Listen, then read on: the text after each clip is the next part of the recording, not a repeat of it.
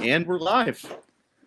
Hello, everybody, and welcome to Live Reality Games. And tonight, we have a double feature for you. We're going to cover 2 episodes. But first, as always, I'm here with Nathan. Nathan, how are you doing?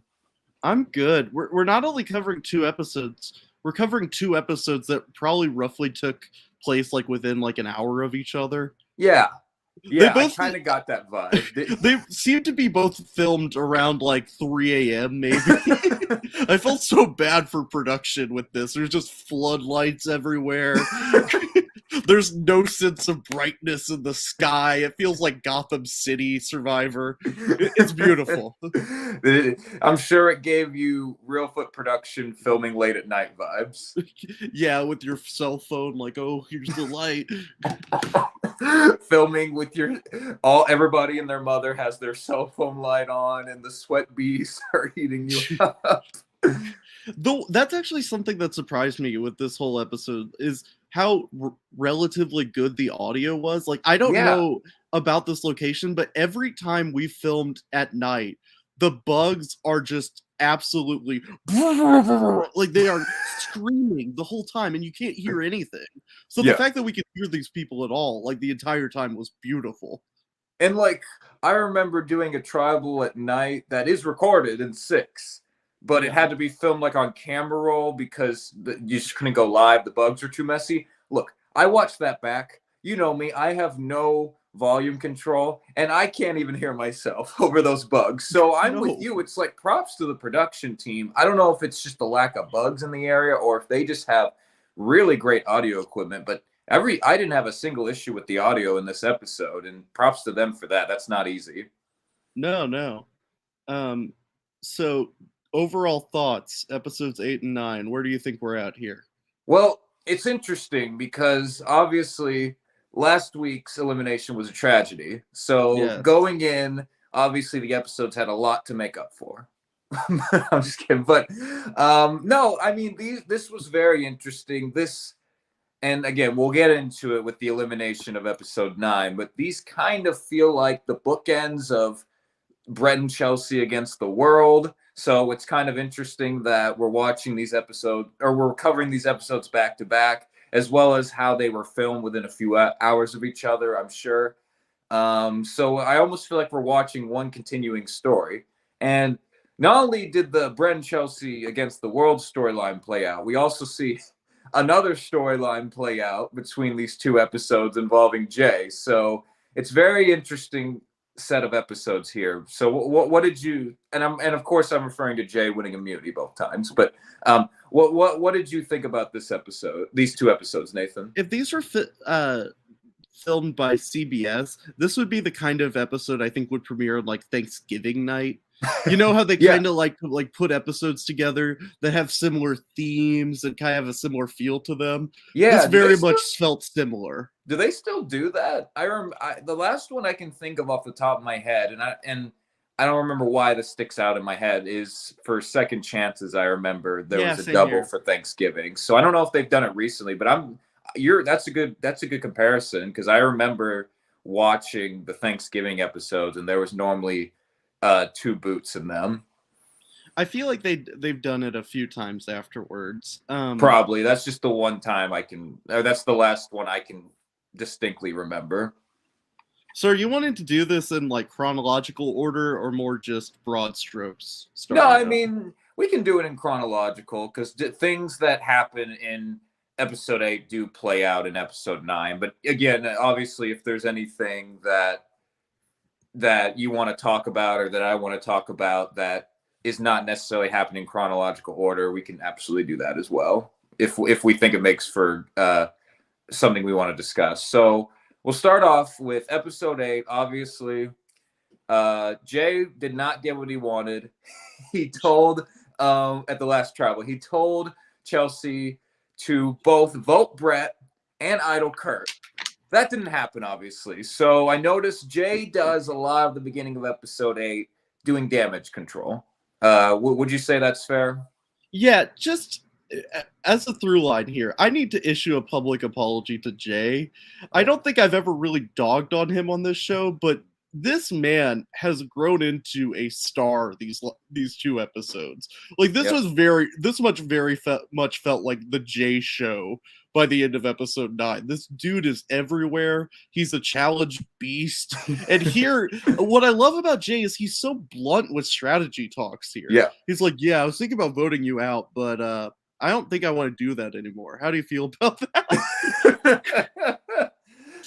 I absolutely agree. Jay is somebody who, again, I think because his team was immune so much in the pre-merge, we didn't get to see his whole personality, but now he's really shining in these episodes, and he's a great character, and he's honestly a pretty solid player.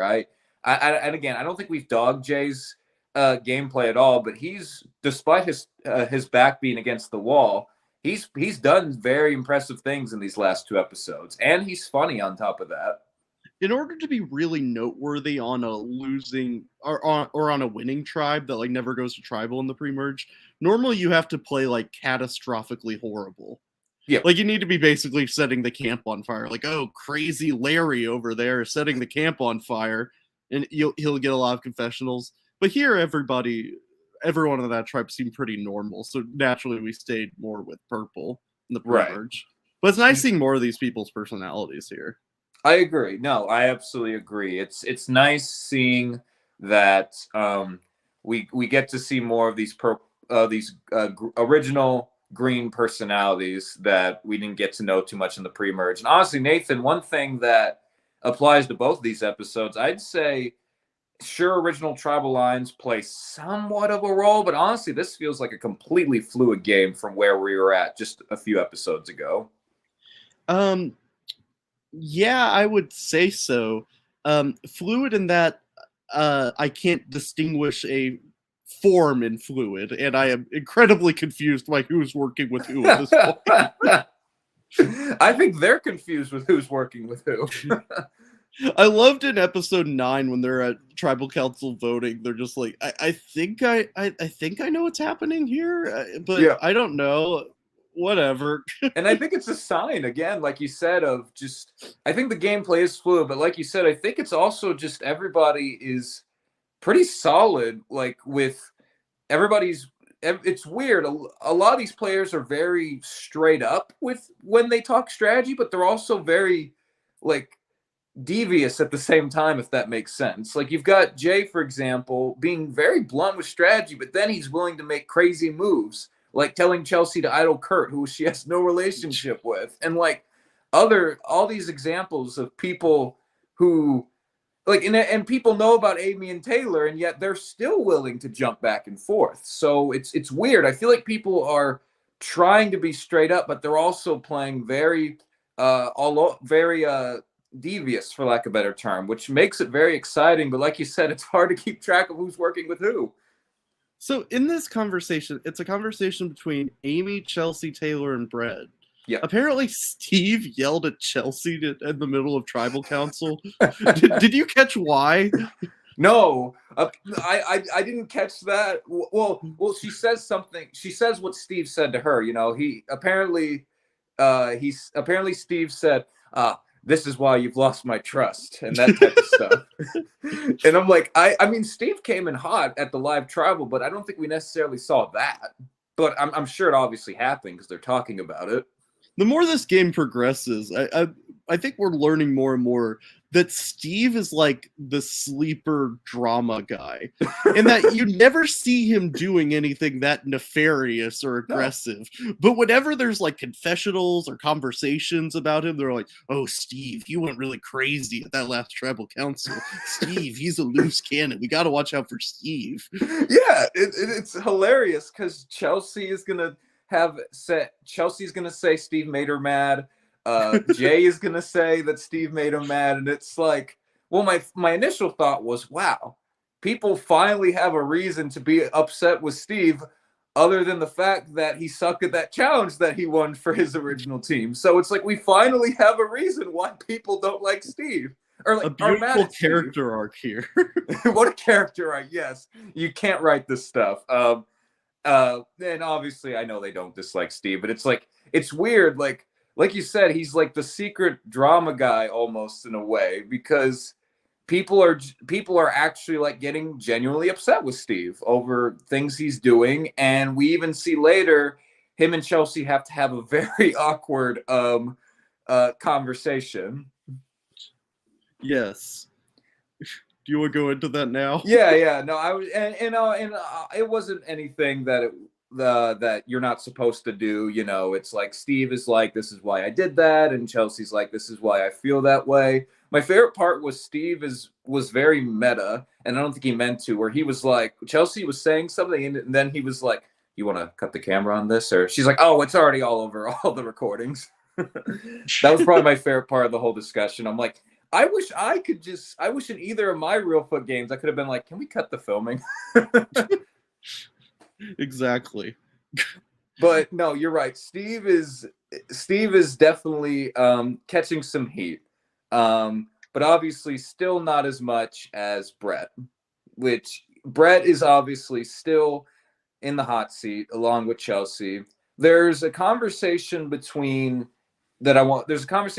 Jay, Billy, Sarah, Steve, and Chad that I want to quickly highlight, where they form a 5 in an attempt to put a vote split on Brett and Chelsea. Which, I mean, let's be frank. This is a good move for most people. This makes complete sense, right? Yeah. I want to ask genuinely, who would this plan not benefit? Voting out Chelsea or Brett? Yeah. In this 5, who would this plan not benefit? So just to recap, who is the 5? So it's Billy, Jay, Billy, Sarah, Steve, and Chad. Honestly, the only person who would probably not benefit is Jay. And I was about to say, and obviously I'm not saying there aren't other moves on the table. I'm just saying where we're at in the game right now, coming off of the Kurt tribal, knowing Chelsea and Brett have this relationship, and there's an idol. Yeah, this is a good move. This is an obvious move for this group of people. But I'm with you. If you're Jay, who's afraid, look, we've talked about Jay as a figurehead. He just won immunity. He's then going to go on to win more immunities in these 2 episodes. But at this point, he just won the last challenge. The only thing that Jay really has to gain from Brett and Chelsea being around is they could be shields for him. You know, as long as those 2 are there, maybe people won't look at Jay, which is actually something that Jay and Brett talk about, because they do have a conversation with Amy, and that's basically both what Brett and Jay are pitching, you know, work with us, which I don't think is a bad pitch if you're someone like Jay, and I don't think it's a bad pitch if you're someone like Brett. Would you agree? No, not at all. That was a really interesting conversation. The fact that they kind of see the writing on the wall here, that Jay is seeing like, oh, these people, they have a clear connection with each other and incentive to want to go further into the game with themselves rather than me and Brett and Chelsea. Yeah. So actually doing something about that is pretty smart.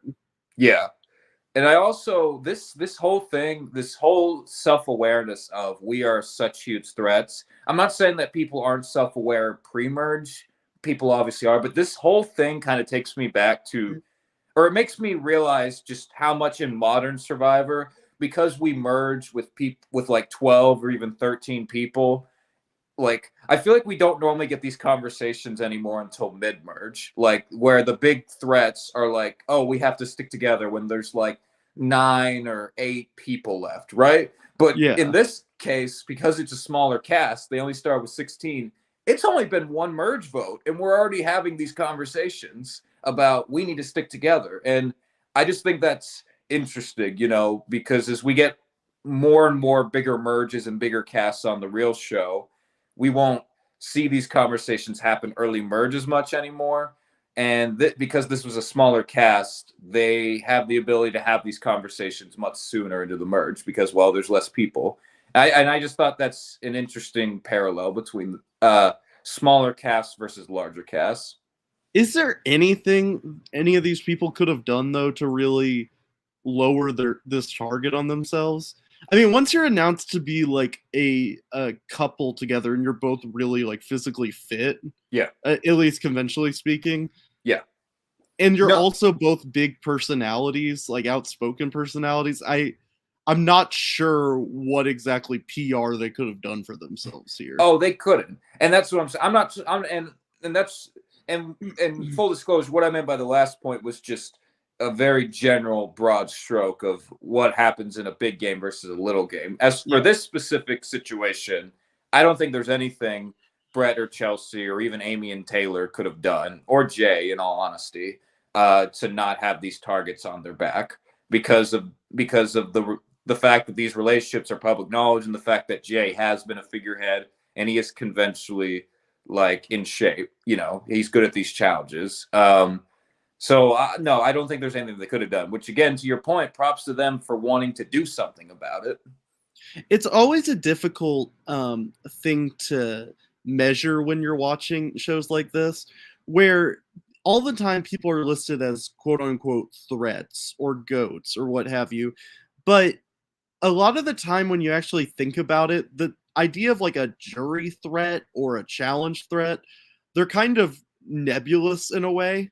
I mean, a lot of people who are listed as quote unquote like challenge threats aren't actually that good at challenges. And a lot of people who are jury threats, like theoretically they could be jury threats, but I mean, you're at final 9. Yeah. So, and I'm not saying that's the case here. I actually think this is a case where they're genuinely just very out in the open with how threatening they are.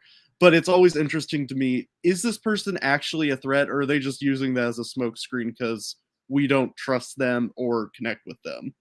It's also interesting because I've seen on The Real Show and even other live games where people who are considered jury threats in the middle of the game, like late pre-merge, early merge, like, oh, these are people who are going to win the game if they get to the end. You got to take them out. And then you actually look at them like, one, does this person even have a path to the end to begin with? Like, they're a threat to win if they get there, sure, but like, can they even get there? And also I've seen where people who are threats in the middle of the game, even if they made the end, they end up not even being threats, if that makes sense. So I think what constitutes as a jury threat or a challenge threat constantly shifts depending on, well, in all honesty, the narrative people are trying to push. So I'm with you. It's one of the things that makes this game so interesting, in that we can't get down to a science, because it's always going to depend on the specific people playing, and what constitutes as a jury threat or a challenge threat or whatever will fluctuate depending on the game or the season you're on. This is a slightly obscure reference, but like who I was thinking about when I was talking about this concept, there's a guy on Survivor South Africa of the 5th season. I won't spoil who it is, but he was not in a majority alliance like the whole game, basically. He was not really close with anyone, but he was a big guy. Yeah. And he got voted out shortly after the merge because he was a quote unquote threat. Was he winning that game? No. Almost certainly not. But they could just say, oh, he's fit. And even though that probably doesn't mean he's going to be good at challenges, he is a quote unquote threat. Right. So this is a case where I bet they're actually trying to vote out Chelsea and Brett, because it'll be just easier to plan votes without having to account for 2 people each round. Mm-hmm. And they are genuinely threats, but they're at final 9. I don't think them being jury threats is a real concern here. Right. I think it's more about numbers. And if you let them get to final 8, all of a sudden they just need to bring in 2 friends and they're basically locked in. I think it's about numbers and the idol. But I will say, in this group of 5's defense, knowing that there's another pair in Amy and Taylor, in theory, if you're Amy and Taylor, you'd want Brent and Chelsea to stick around for a little bit, especially if they're the deemed more threatening pair. I mean, we're talking about these people have deemed Brent and Chelsea as challenge and social threats, and jury threats and whatnot. So, I mean, if you're this 5, knowing that Amy and Taylor are also a known commodity, that's a 4 that could definitely link up. And, obviously they're at final 9 and you only have 5 to their 4. I mean, because notice who were the 4 not included in this group of 5, the people in relationships. So I will say I do think it's a little different. If Amy and Taylor weren't there or people didn't know about the relationship, I would say absolutely. I think you're right. I don't think them being jury threats is a huge concern, which I still don't think it is a final 9, but I do think the number scare is very valid, given that there's 2 pairs, which makes 4 in a final 9 scenario. I do think that's valid. I want to get onto the challenge here because this actually relates to a theory I have for how people are voting this season. Explain away. So this immunity challenge, and I'm going to horrifically botch the instructions of this challenge. I'm gonna go more broad strokes because this challenge was a little confusing for Parker and I. Oh, I mean, if we were competing and we were the same group, we're not winning this challenge. That's all I'll say. We'd both go grab our cleats and be disqualified. So as I understand it, it's like they normally do this kind of thing individually, whereas in this, it's a team individual immunity challenge, which sounds like an oxymoron, but it kind of makes sense. So there's 9 of them. They're split into groups of 3, and then 2 of them are runners who, as the name suggests, run and try to memorize this pattern on this wall. And then they give it to their puzzle solver who solves a puzzle based on the instructions they give them, and whoever solves this first wins. Now, what they win, that's a mystery in and of itself. Wow, you just described a challenge, my good sir. Yeah, masterpiece work right there. So what they actually win is confusing. So one of them wins immunity. Yes. And this is just chosen by the people who win. And the other 2 get a nebulous advantage. Both of them do. Yeah, the other 2 get advantages. We don't know if they both get the same advantage. Do they get 2 different advantages? They don't say what the advantages are. And please remind me, correct me if I'm wrong. Did they tell them before the challenge started that they would have this decision to make? Did they tell them that? I can't remember.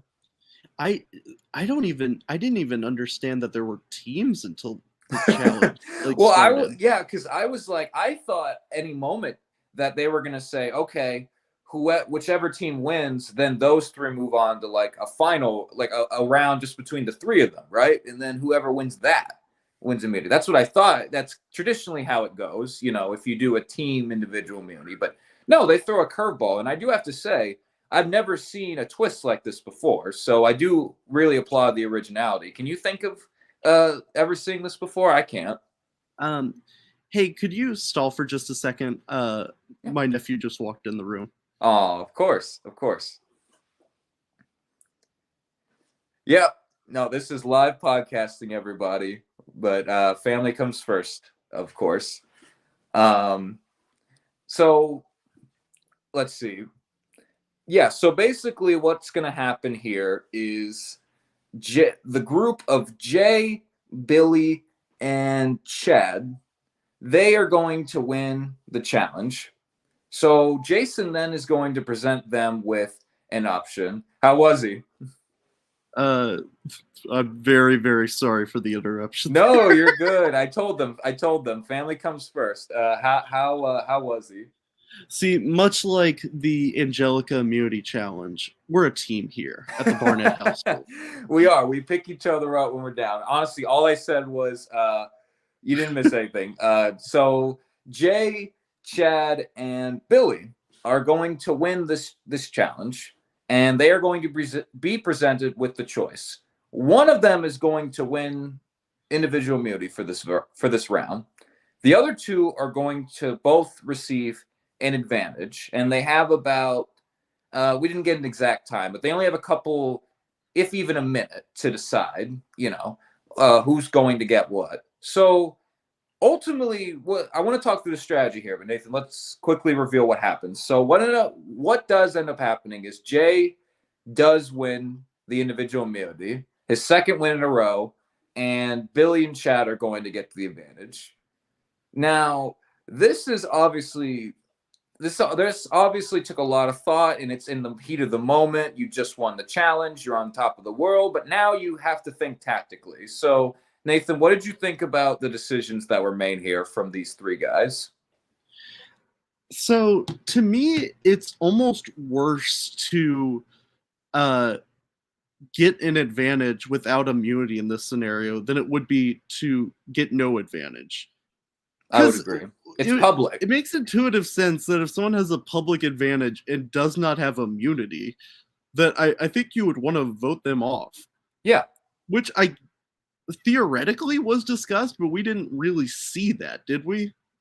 No, I don't think we saw it. And I do think that was mostly because Brett and Chelsea were already options, and from Brett and Chelsea, they already had put into motion targeting Sarah or Steve. We didn't mention, which we'll cut back. We can cut to that back to that in a sec. But that is the plan that Brett and Chelsea are trying to make stick, targeting either Sarah or Steve. So again, we don't know how much time they actually get post-challenge, pre-tribal to discuss these things. So who knows? There may not even have been enough time to even switch the vote. But I'm with you. In theory, Billy and Chad should have been out there, and they could have been. They very well could have. I don't want to say they weren't, but we didn't really see anything come from that. So, but I'm with you. The Jay obviously was the big winner of this decision. Whereas Billy and Chad now both publicly have advantages, and they don't even have immunity to go along with it. But I mean, could obviously we have to give props to Jay here because he does end up getting immunity.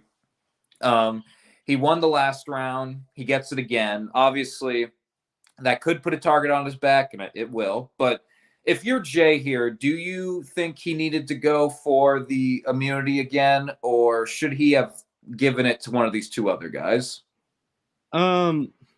Well, and I asked that, obviously the general thing is, oh, you should always take immunity. But yeah, if we're thinking meta here, like if you're Jay, are you already convinced that I am a target and I need to have immunity as much as possible? Or do you try and hope maybe there's a chance that people aren't looking at me as the biggest threat and I need to lower my threat level if that's even an option? It's really a question of how much his perceived threat goes up by winning 2 in a row. Right. Because, I mean, obviously, he's going to look like an idiot if he says, look, I'm playing the long game here. I don't need this immunity, but I'm going to try to lower my meta threat level. And then he gets voted out in Final 9, and everyone laughs at him. Right. So I get the logic here of, okay, let's be safe. From your perspective, is it a huge damning thing to win 2 immunities in a row? The very first 2 immunities. I don't think it helps. No. It doesn't help. I'm not saying it is always a death sentence. I think sometimes people think, oh, if you win 2 or more in a row, you got to go first chance. You don't have immunity. I think that's the case with 3 or definitely 4. But 2, not necessarily. It also needs to depend on the challenge itself. Like, here's the thing is like, and again, that's a more meta way of looking at it, but I do think that does play a part because, I mean, technically Jay didn't just win this challenge by himself. He did win it with Chad and Billy. So that is something there, but I'm with you. I think at this point you don't risk it. Look, even if you want to hope, because I do know some players, and we've seen this on the show, I do know some players who probably would opt for just hoping my threat level isn't to the point yet where I have to win out, and probably wouldn't take the immunity in Jay's situation. But I think logically and just in all of our heart of hearts, he needed to win immunity, or he needed to take the immunity here, because even if he wanted to hope that he's not a huge target and needs to win out, you can't risk it. So I think he made the right decision here. Another question is, should Chad and Billy have let him get immunity? As we've discussed, that's tough, right? Because Jay very clearly put his foot down, like, "Hey, I want this immunity." Right. He wasn't very tiptoeing around this issue, mm-hmm. So it would be hard to just say no, you can't have it. We want to vote you out. Right. Chad put up a little bit of a fight saying like, hey, I'm the one in the tribal minority here. I should be the one to have immunity. He said it more gracefully than that, but that was basically I thought that was a good argument, in all honesty. Which it makes sense because and I'm still baffled that he didn't like get any heat for this because Chad is in the tribal minority alliance and he has an advantage that everyone knows about. So yeah, he should be in a lot of danger here. Yeah, but he doesn't get one vote. No. And I think that's a credit to him. You know, I think Chad's playing a great game, but I'm with you. I'm baffled that there isn't more heat on Chad. I do think there is something to in these games. If you're just really, really stubborn or like have a real like force of will to you, people will give you a lot of things. Yeah. Like, because sometimes there are just people, and I'm not saying Jay's like this, but in this scenario, Jay is going to be very upset with you if you're going to be really stubborn and not give him this immunity. And he's probably going to assume you want to vote him off, so he'll say, okay, let's counter, let's vote off him, you know? Right. And because of that, by Jay putting out his stake in this so quickly, it leads the other people to be like, I don't know if I want to die on this hill here. Right. And there are people like this in every game who, on a more grand scale, you know, if you cross them, they are going to be furious. And is it really worth this one vote to cross them when you know they're going to be so upset? Or should you just go along with what they want? I was looking at my notes again, and I was looking at where the votes fell for the episode 8 tribal. And I do think another reported part of that is, as we talked about, there was the 5 of Jay, Billy, Sarah, Steven, Chad. And obviously all 3 of these guys are in that 3. So in all honesty, is it really worth making? And like you said, if Jay was more like being around the bush, like, oh, I'll take it if you guys don't really want it, then maybe something could have happened here. But like you said, because he is so adamant, I need this, I want this. Like, is it worth it to make your alliance member this upset when, like you said, they think they have Amy and Taylor. They think, but do they know for sure? So really, you can only, in theory, count on this 5. So it's like you need Jay's vote if you're Chad and Billy to pull off this Brett and Chelsea move. So is it really even worth making him upset by not giving him what he wants? On the topic of like threat levels, quote unquote, with immunities, I think you were right in that it's both the types of challenges they won, but I think another big part of this equation is people's perceptions of them before that point. Right. So if David Hasselhoff wins 2 immunity challenges in a row, you're going to say, okay, challenge beast, we got to vote him off. I mean, it's David Hasselhoff here. But if it's Chris Farley who wins 2 immunity challenges in a row, wow, like, come on, he's not going to win these challenges. He got lucky twice. Right. Whether that's true or not, and in this case, I think Jay is very clearly closer to the Hasselhoff camp than the Farley camp. Would you agree?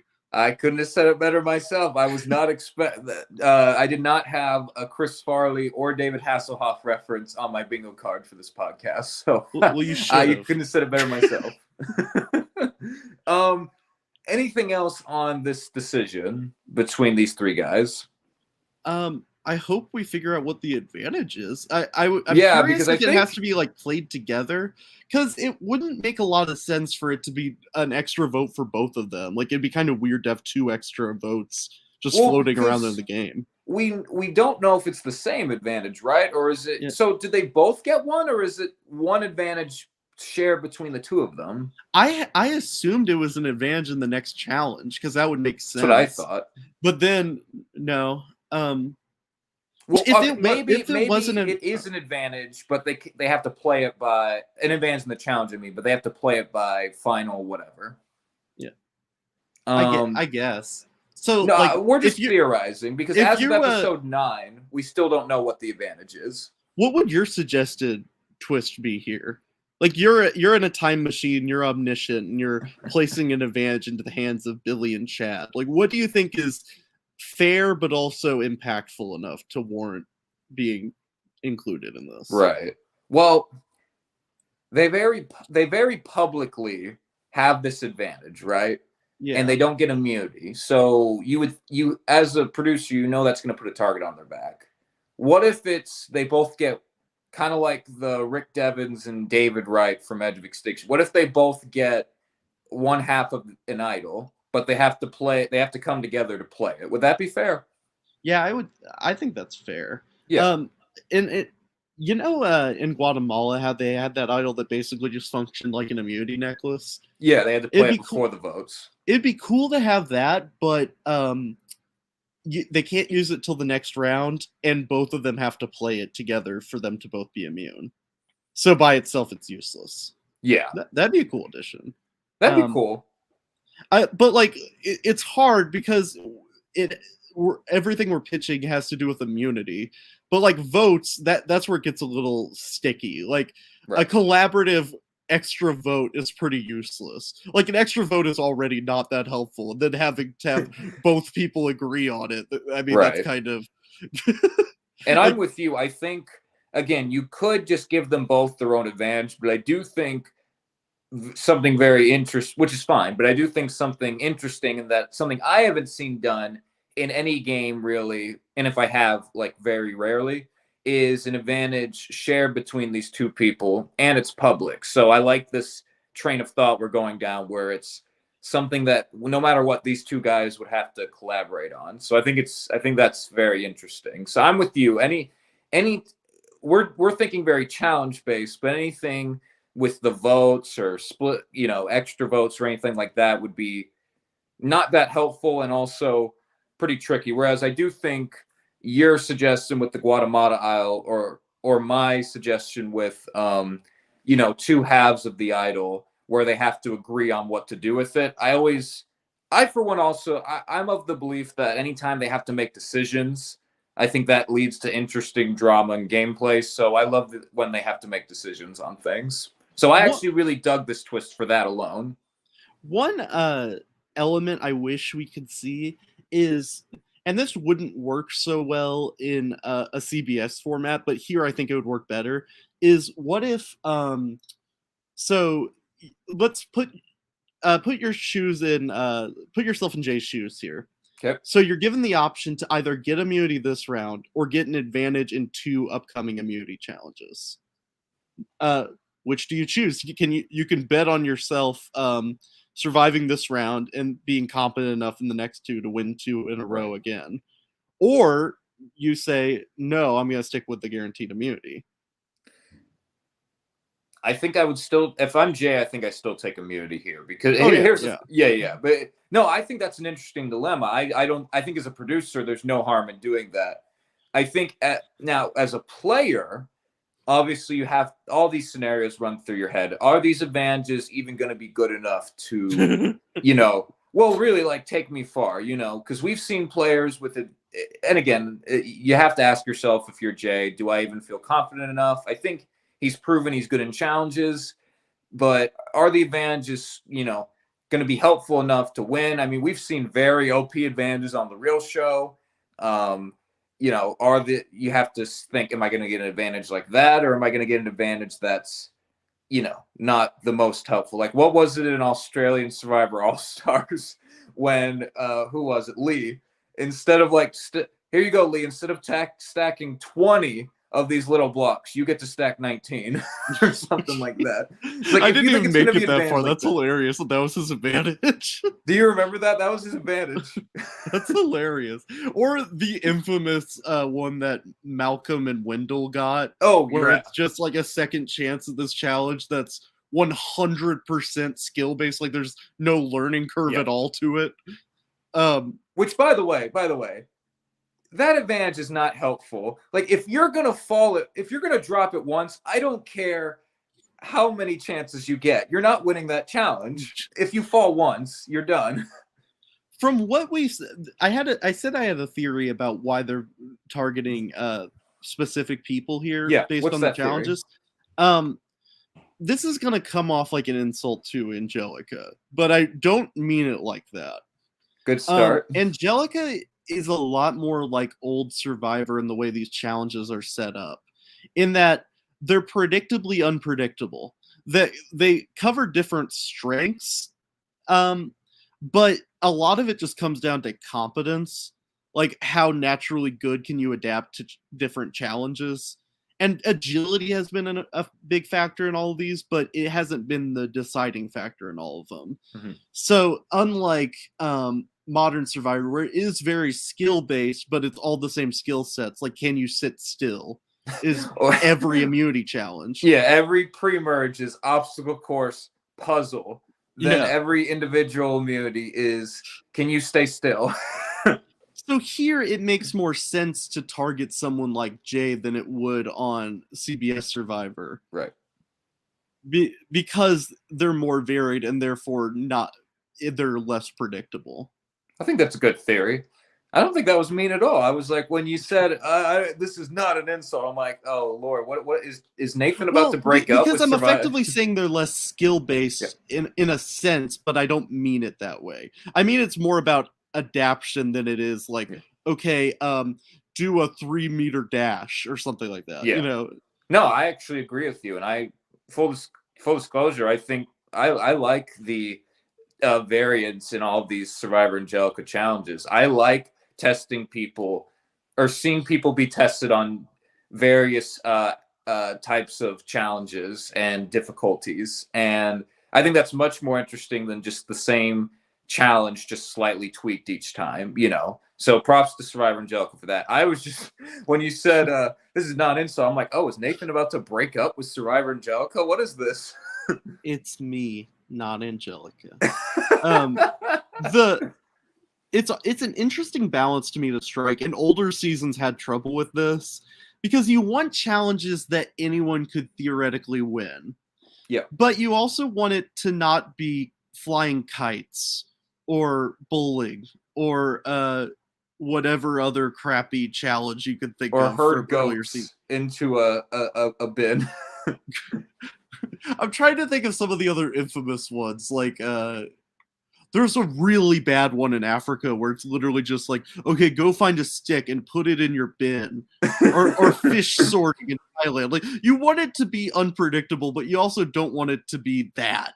There's also in Mark Cases the walking on stilts tournament style. Oh, I can't believe I forgot about that. That might be the worst of all of them. Like, how is anyone supposed to prepare for that? I think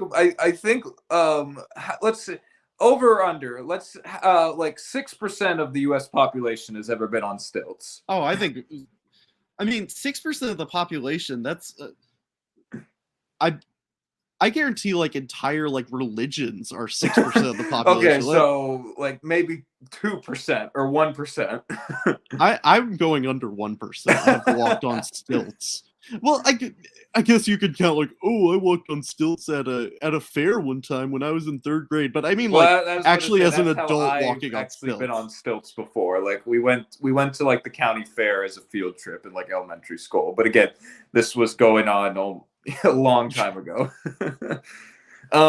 So we're, like I said earlier, before the challenge, we're gonna see, Nathan, our first on-camera conversation. I'm not saying it hasn't happened before, but our first on-camera conversation between the two pairs. Yes. But between Brett and Chelsea and Amy and Taylor. And Brett is ultimately going to pitch targeting Sarah or Steve for this next vote. And he basically, you know, he's talking about Sarah, you know, she's a threat. She's kind of playing the middle. And Steve also, I don't know if necessarily he thinks Steve is playing the middle, but obviously Steve made people very upset at the last vote. So maybe he's just preying on, oh, people are upset with Steve. They don't want to work with him anymore. What did you think of this pitch by Brett? Because it's obviously a Hail Mary.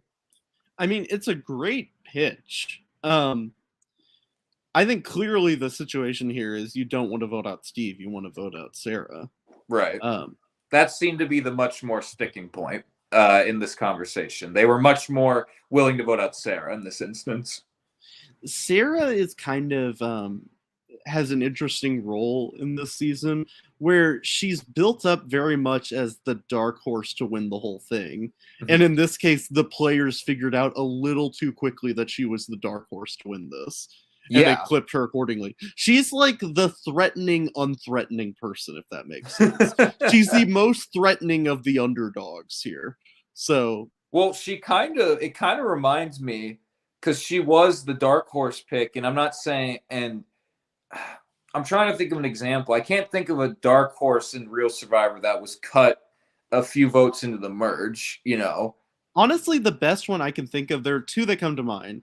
One of them is Kelly Goldsmith in Africa. Yeah, that's a good Where one. she's like built up like, oh, she's the best strategic player in the whole cast. And obviously that was extenuating circumstances for why she got voted out. But like the players realize, yeah, she's dangerous. And somewhere in Palau with Greg, where they even call him the dark horse in the episode. That's the best example. Yeah. I couldn't, thank you for bringing that up, because I couldn't think of an example, but I know it's happened before where somebody who the show is building up as a dark horse gets taken out because the players figure it out probably sooner than even I expected they would. Not saying these players weren't paying attention. I'm just saying typically the type of position Sarah was in, from what we saw, doesn't get targeted until final 6, maybe. And that's what's so interesting and infuriating about Survivor and Big Brother's games, is that she is getting voted out because she's good at the game. Yeah. Because you're a dark horse, that means you're playing well. That means you are in a good spot to win, but people don't necessarily, you aren't necessarily the most likely, which is a great spot, but sometimes people just figure that out too quickly. It's weird because genuinely, I do think you can take it as a compliment. Like, I'm not just saying that just to say it, take it as a compliment, and not mean it. I do think genuinely you can take it as a compliment. Like, yeah, I don't think I can beat you. I really respect your game. It's nothing personal, but like you said, it's frustrating if you are playing a really great game. And I'm not saying Sarah was playing better than anyone else necessarily, but if you out there feel like you're playing better and other people say, oh yeah, you're playing one of the best games here, but you get clipped before other people, it is frustrating for basically getting cut because you were too good. But that's the name of the game, unfortunately, in Survivor. You're supposed to do that, and unfortunately that's ended up what happened with Sarah here. The most confusing part of this whole episode to me, beyond like the challenge or the advantages, and just a hole I have in my understanding of this, these votes, is what was the perspective of Sarah's alliance and people like in her quote unquote group? What were they thinking throughout all of this? Yeah. Well, I think people, because they thought they could get Amy and Taylor. Sarah even says in her final words, she thinks that Amy and Taylor are playing the middle, which, I mean, if they thought it was all 7 of them versus Brett and Chelsea, then yeah, Amy and Taylor would have flipped then.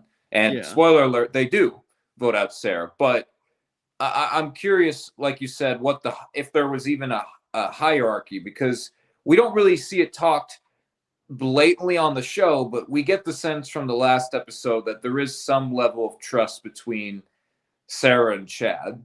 And you see in this episode, Chad is brought into the alliance, and if you want to take the 5 that we saw of Jay, Billy, Sarah, Steve, and Chad as the majority or like the hierarchy, then Chad is even in the hierarchy. So the whole thing is very odd. I think a lot of it just came down to how fast-paced the game was going. People didn't necessarily have time to really think about who is close with who and that type of thing. I think it was more so getting a plan on somebody that was not you. And I think that's a lot of what this vote came down to. And it, like we talked about at the beginning, it made sense to put it on Brett and Chelsea. And if you're Brett and Chelsea, you need to put it on somebody that it sticks. And it ultimately ended up being Sarah here. I don't know. Was there anything in particular from the tribal council you wanted to point out before we get to the vote? The only resounding thought, like the theme that came up in this tribal, is, whoa, I hope it's not like the last tribal. That was really crazy. And everyone was like, are we going to go crazy here? Are we not going to go crazy here? Who knows? It was very meta, for lack of a better term.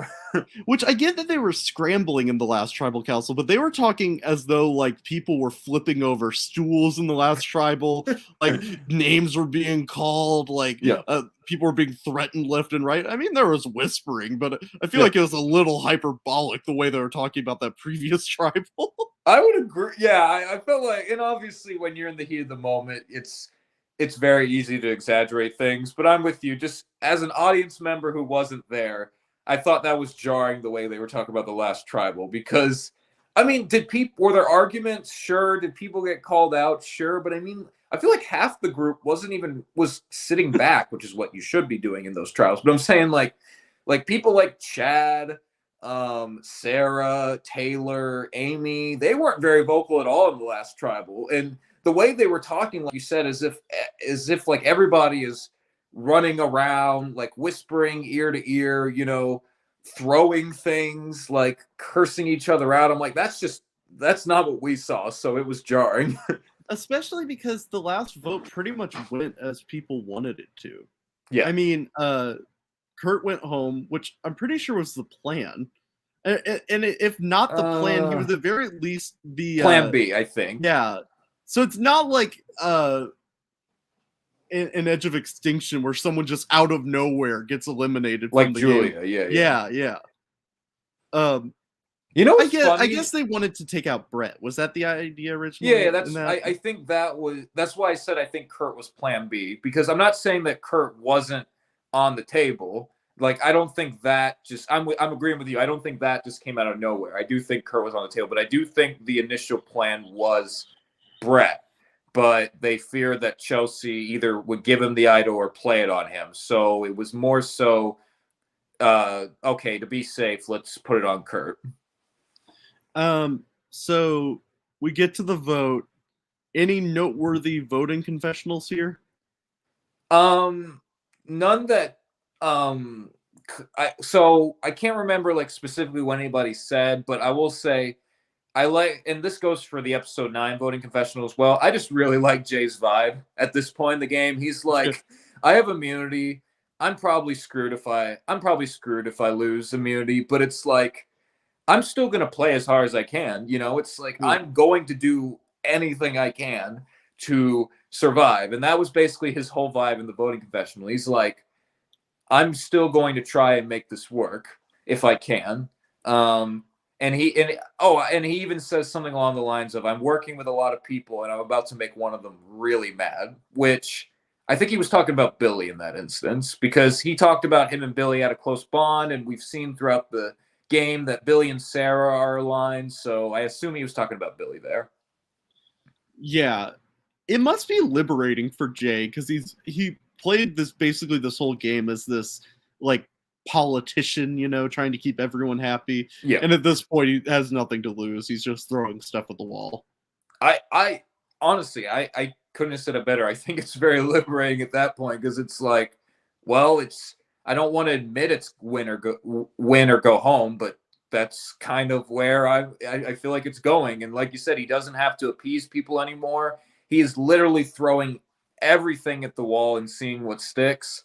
And Brett's kind of doing that too. If we joked in the pre-merge that Brett was running both tribes, but like he was really playing the politician role. He was really in everybody's ear, and now he's so much on the bottom, and he's always getting his name written down that at this point he has nothing to lose. So it's very interesting. Like you said, we talked about this last week, how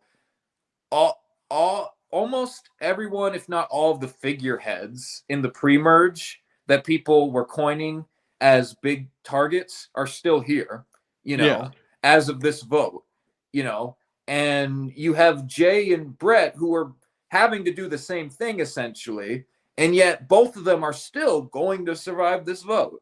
So it's very interesting. It's completely, you know, it's very rare when we see somebody who's so on top get taken down and is like, you know, like someone who's on the top of the hierarchy get put on the bottom, but then still survive vote after vote, if that makes sense. Like, we've seen plenty of times where people who are on the top get blindsided, you know, after one vote, but we don't often see people who are so on the top then survive vote after vote, despite being on the bottom. So I think that's been very interesting.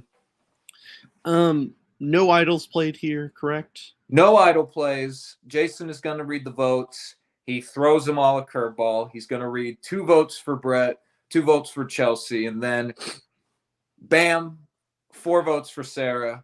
Sarah is sent packing and is officially the first member of the jury. Tough loss here, honestly. Yeah. Sarah was somebody. So it was well,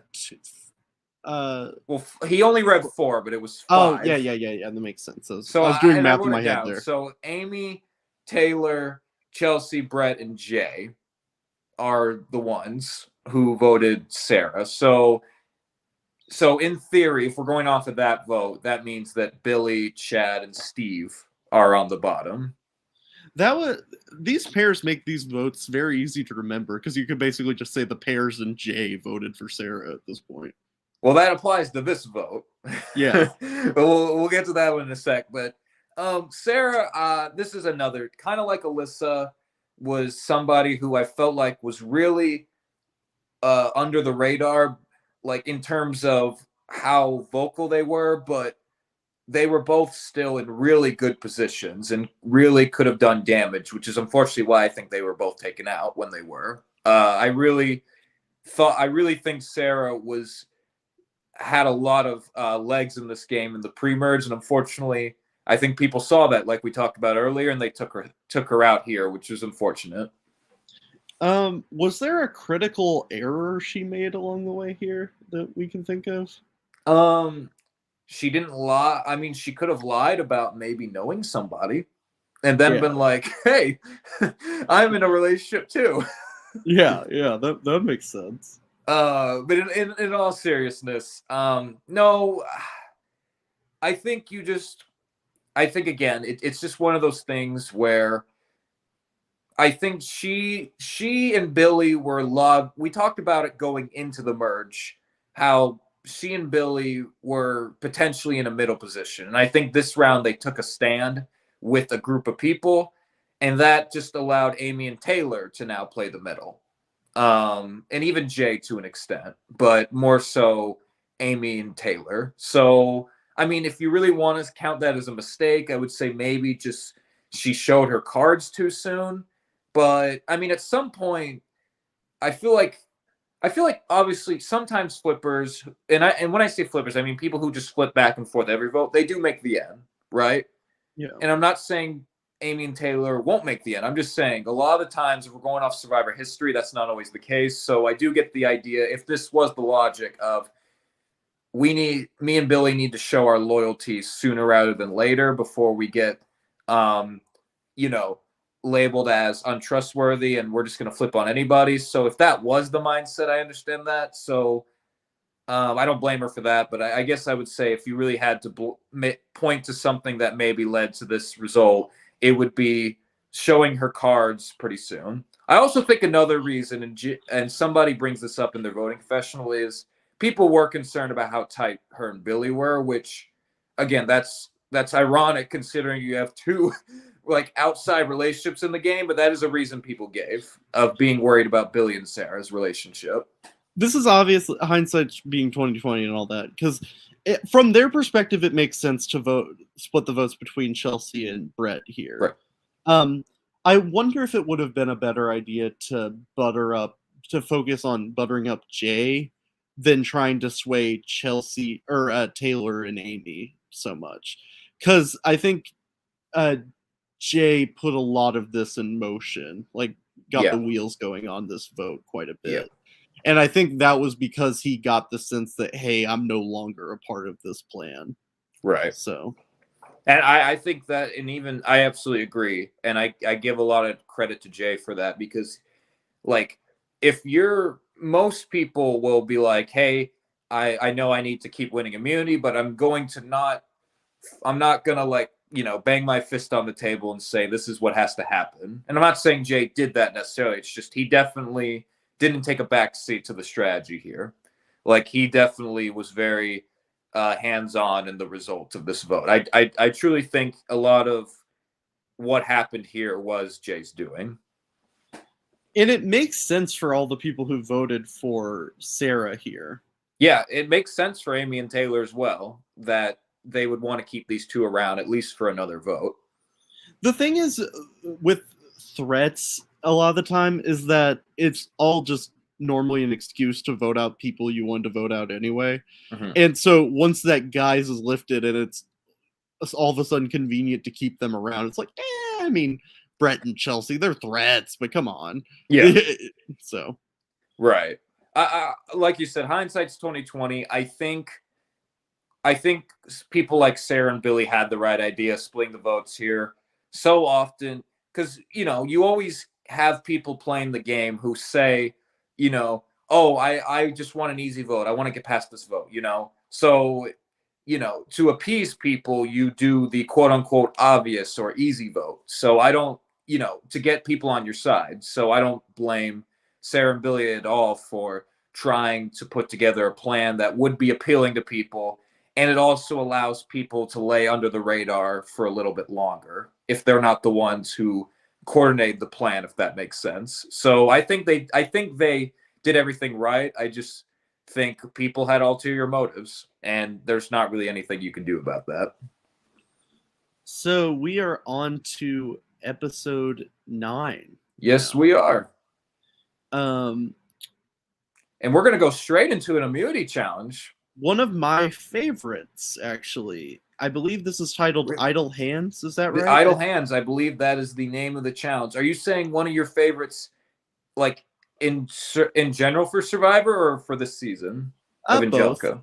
Both. Okay. It's not the most flashy or dramatic necessarily, but it's always fun. Yeah. So basically, why don't you explain it? You explained the first one. Go ahead. Okay, so I explained the first one poorly, so let's redo. Yeah, this is your second chance.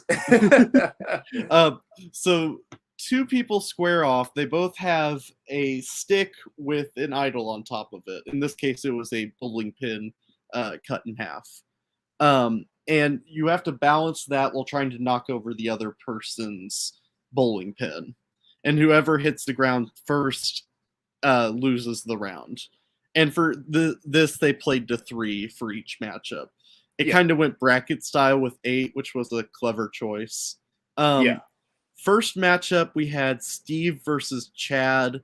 Strong matchup. Steve ended up pulling that one out very quickly. Like, the Steve and Chad matchup was funny to me because I've never seen it like this before, where they're practically like standing an inch away from each other.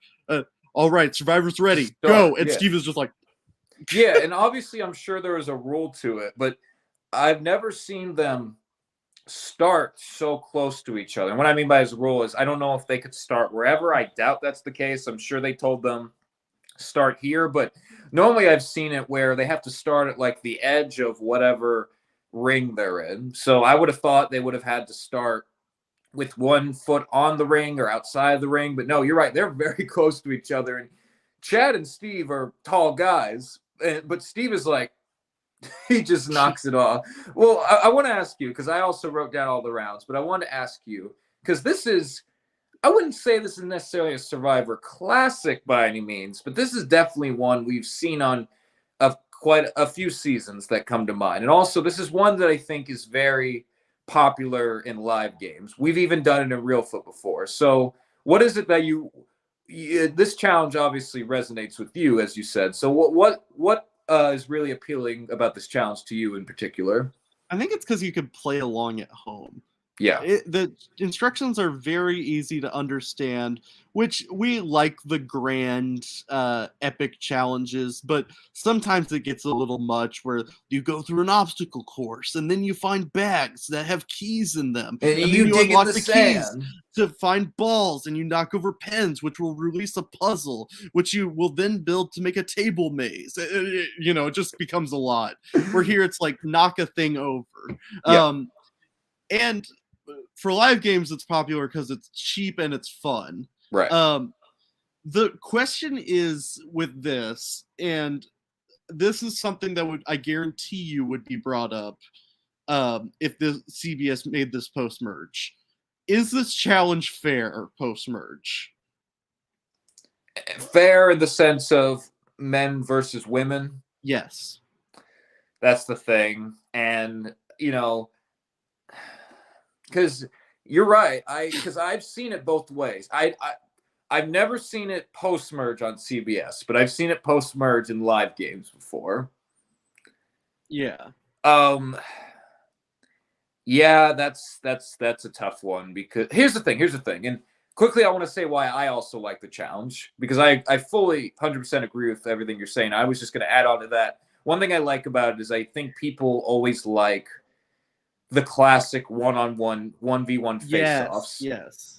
Because especially in a team challenge, you get to prove yourself, so to speak. One, it's fun because you get to prove yourself in theory to your team, and also it's good for strategy because you can see who really is going to do well sized up. One-on-one, no BS. Can you take on this other person? So I think that's fun. I think, and like you said, it's not, whereas a lot of 1v1s in the real show in live games, like the sumo challenge, for example, is very strength oriented. This is not strength oriented. There's a lot, there's some strategy. There's even, I guess you call this dexterity even. Yeah. That's a lot of the focus of it. But so I would say more, if I had to if this was an RPG and I was describing what attributes you need to win this challenge, I would say coordination is probably the best description. Yeah, that's a better term for it. So, okay, here's the thing. We'd be lying if we said height didn't play a part in this challenge. That's just obvious. Yeah. It's really easy for somebody like a tall guy like Steve or Chad to just go against someone like Taylor, who's not as tall as them, and then what are you going to do at that point? If you're Taylor, I'm not saying Taylor can't do it, just you got to hope that maybe you can make them lose their concentration. So yeah, here's the thing. It obviously isn't as unfair as if they did men and women in a very physical one-on-one challenge. Schmergen brawl. Let's go. Yeah. Schmergen brawl. the challenge that got banned. Yes. That's obviously, it's not that, but I do think there is some clear, anytime you do a challenge in post-merge that involves a lot of strength and it's only one winner, you're going to get, potential, a blowout for the men, basically. So I'm sorry, I'm just laughing at the idea. It's raining pitch black at night, and Angelica's doing Schmergen brawl. Just imagine trying to film that. Just the cameras are shaking. There's water everywhere. Steve is dead in the corner. Just absolute havoc is breaking out. The game gets shut down. The police are called. Jason has to explain, no, we're not serial killers. We're just Survivor fans.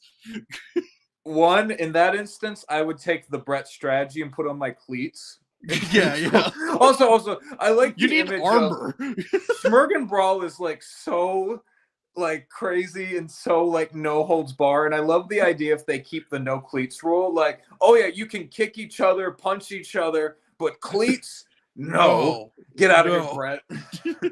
Also, okay, what would be more legal in a live game? Playing Schmergen brawl or throwing a stick lit on fire into a pile of wood that's already been doused with lighter fluid? Yeah, that's the most illegal thing I've ever done in my life. We're in the middle of a field at night, and there's kerosene lanterns everywhere. We're lighting this thing up on fire. There's fire everywhere. It feels like you're at the end of the Jungle Book. I'm expecting Shere Khan to pop out at any moment. That's an inside joke for everybody. But Schmergen brawl would be less illegal at that point. I love the idea of and I also love the idea of Jason just being no, you can't do that. Wait, who are you? I can't see who that is. Yeah, you're covered in mud. So here's my argument, because I guarantee you, if this were done on CBS, that there'd be complaints like, "Oh, this isn't fair." Challenges aren't fair. They're and it goes to show that you never get like the heaviest person on a Survivor season winning these challenges where it's okay, sit still for 3 hours. Yeah, challenges aren't fair. So to me, it's not insane to have a challenge where reach is a big advantage. yeah. Now, I will say, if you're going to do this post merge, and this isn't an issue, and it won't be an issue most of the time, but I do think, and they might have even told them this, but you're not allowed to like beat each other up, because there's a theoretical scenario here where like someone's like a 200 pounds against like a 100-pound person, be like, I need to win immunity. You know, just... I mean, yeah. I mean, we definitely. I mean, can you imagine when we did this in Real Foot season 8 when you have Rob coming after somebody? Yeah. And Rob wouldn't do that, but like you have this huge guy who's like, or even Nate, who's like coming at you, trying to like smack the idol off of your like podium. At that point, you just be like, yourself. Yeah. You have to tell them not to do that. But here's the thing.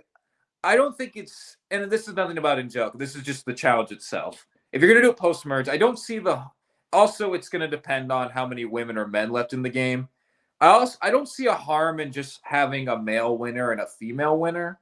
I really don't. I would be down for that too. The only problem I could see with that is we all know, especially with live games, gender imbalances happen a lot. Right. So there's a theoretical scenario where they plan that out and there's like 3 women left in the game at the final 8. Yeah. Or even more drastic. Like there have been live games where there's like 1 woman left at the final 8. Yeah. Does she just automatically win immunity? Like that'd be funny, but that's like a punishment to the rest of the cast. Like you voted out all the other women, so you can't vote out this one. That's their punishment for voting out all the women. Is that we're gonna have a challenge where automatically a man and a woman will win.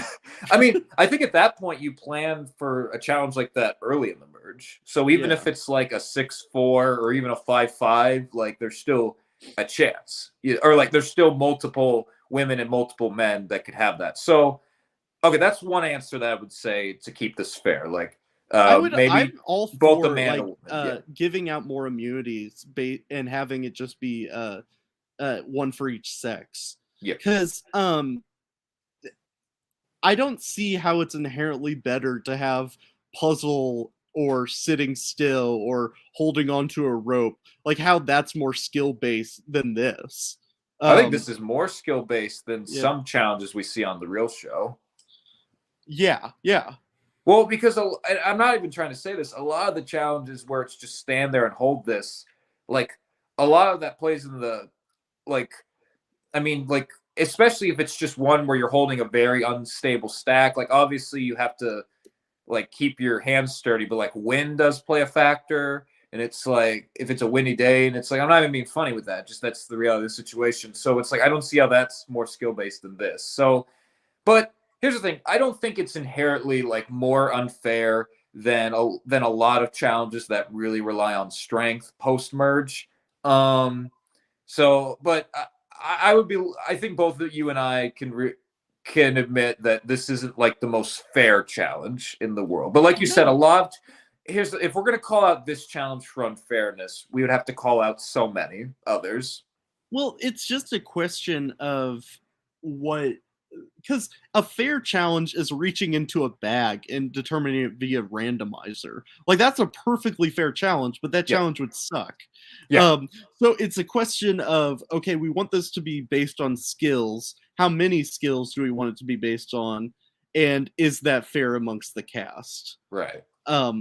So in this case, it's probably one of the less fair ones, but I don't think it's ridiculous. Like, this isn't the Guatemala Final 3, where it's literally just, okay, who's the tallest? Yeah. And then that person wins. Like, there's still a chance. Or the Exile Island Final 3, where it's whoever's the lightest. Yeah. Like, those challenges undoubtedly have questionable design flaws, and I don't think this is the case. And also, as we're going to see through these rounds, people like Taylor actually did win because it was best 2 out of 3 for each one. Like actually did win a round. So like it's not impossible. I'm with you. I think to close this argument, it's not. Is it the most fair challenge in the world? No, but like we would have to call out so many challenges at that point, that are not inherently super fair.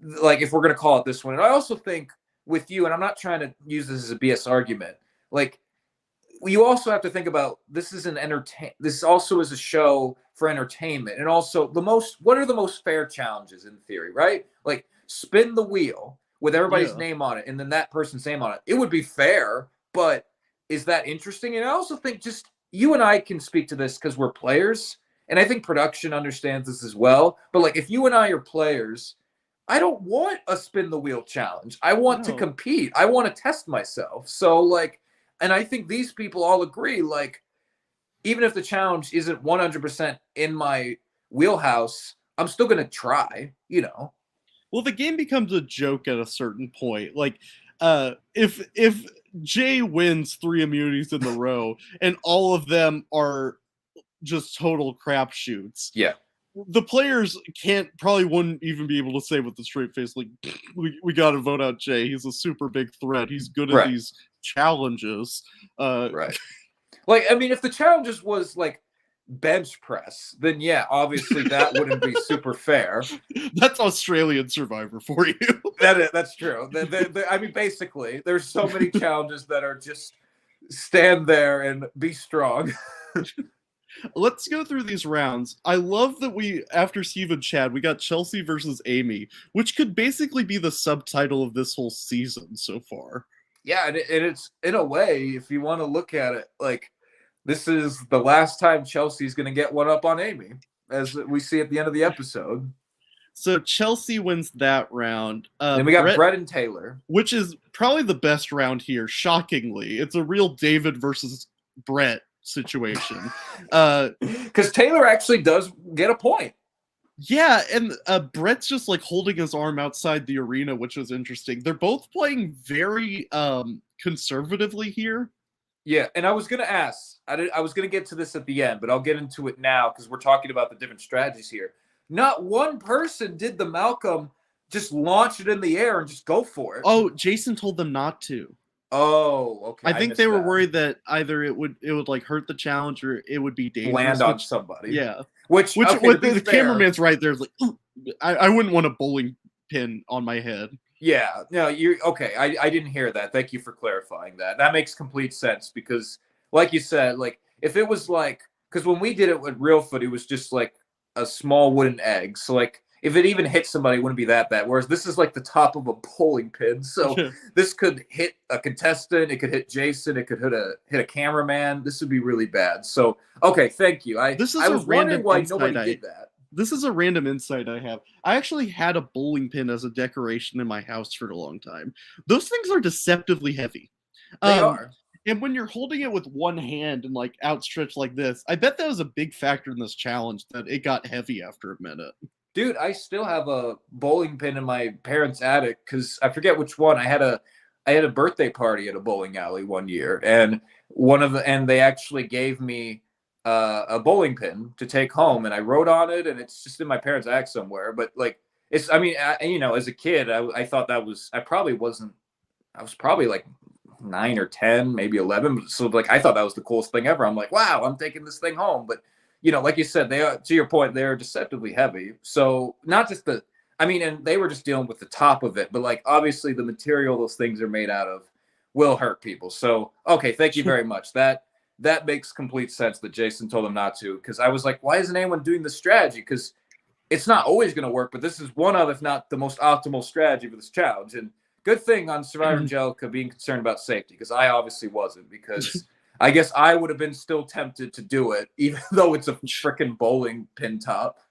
So Brett versus Taylor, I thought was the best round here, but my favorite round, my absolute favorite round of this challenge was Jay versus Billy. And why was it Jay and Billy your favorite round? This isn't that remarkable of a round, but just one of them. I want to pull the clip and share it online, because if you like rendered this clip in CGI, everyone would say these physics make no sense. How on earth did it launch that far? So Jay like hits Billy's bowling pin like with his hand, and Billy's bowling pin looks like it goes like 30 miles an hour, like out of his hand. It's just like bling, it flies across the screen. It was really cartoonish. It was really funny.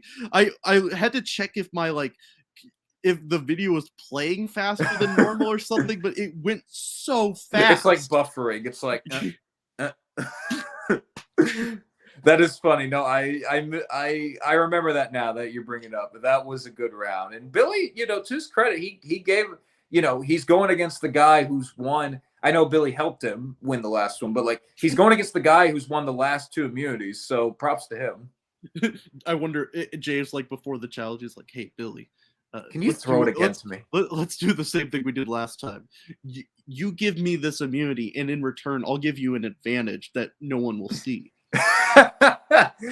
He'll also be, hey Billy, you and I. He's like, we were in that alliance before the last vote, and I know I didn't vote with you, but could you still give me immunity this round, please? You know, it's the same thing he did with Chelsea. Hey, Chelsea. I know you've known Kurt for all of 10 minutes, but can you just idle him for me? So Jay wins. Steve versus Chelsea. Chelsea wins, which again, this challenge is perfectly fair. There's no advantage in being tall or being male or anything. See, Chelsea broke that glass ceiling. Steve. And in this case, that glass ceiling was Steve, and she beat him in this round. It is then Jay versus Brett, and Jay beats Brett, which a little surprising. I would have probably bet on Brett here. Yeah, but no one can stop Jay Dietz over here.